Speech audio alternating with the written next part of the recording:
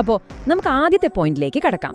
2025-ൽ സ്ത്രീ കഥാപാത്രങ്ങൾ എങ്ങനെയാണ് സിനിമയുടെ തലവര മാറ്റിവരച്ചത് എന്ന് നോക്കാം. പഴയ ചട്ടക്കൂടുകളൊക്കെ പൊളിച്ചെഴുതിയ ശക്തരായ സ്ത്രീകളുടെ കഥകൾ. ഹയോൺ ഫിലിംസിലെ അഖില കൃഷ്ണൻ എഴുതിയതുപോലെ ലോക എന്ന സിനിമയുടെ വിജയം ഒരു സ്ത്രീയെ കേന്ദ്ര കഥാപാത്രമാക്കിയതിലല്ല, മറിച്ച് ഏത് സ്ത്രീയെ തിരഞ്ഞെടുത്തു എന്നതിലാണ്.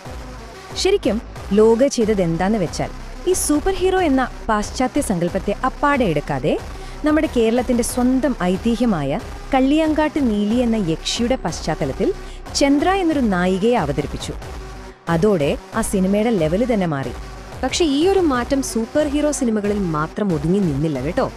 ഫെമിനിച്ചി, ഫാത്തിമ, വിക്ടോറിയ പോലെയുള്ള സിനിമകൾ കാണിച്ചു തന്നത് വീടിന്റെ 4 ചുവരുകൾക്കുള്ളിൽ നടക്കുന്ന നിശബ്ദ വിപ്ലവങ്ങളെക്കുറിച്ചാണ്.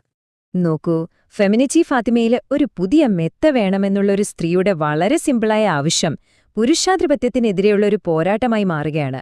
പിന്നെ വിക്ടോറിയയിലാണെങ്കിൽ ഒരു ബ്യൂട്ടീഷ്യന്റെ ജീവിതത്തിലൊരൊറ്റ ദിവസം അവരുടെ വ്യക്തിപരവും ആത്മീയവുമായ പ്രതിസന്ധികളാണ് സിനിമ കാണിച്ചു തരുന്നത്.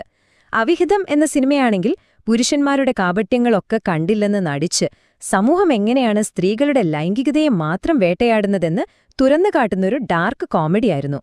ചുരുക്കി പറഞ്ഞാൽ വളരെ ചെറുതെന്ന് തോന്നുന്ന കഥകളിലാണ് ആ വർഷം ഏറ്റവും വലിയ ശക്തി നമ്മൾ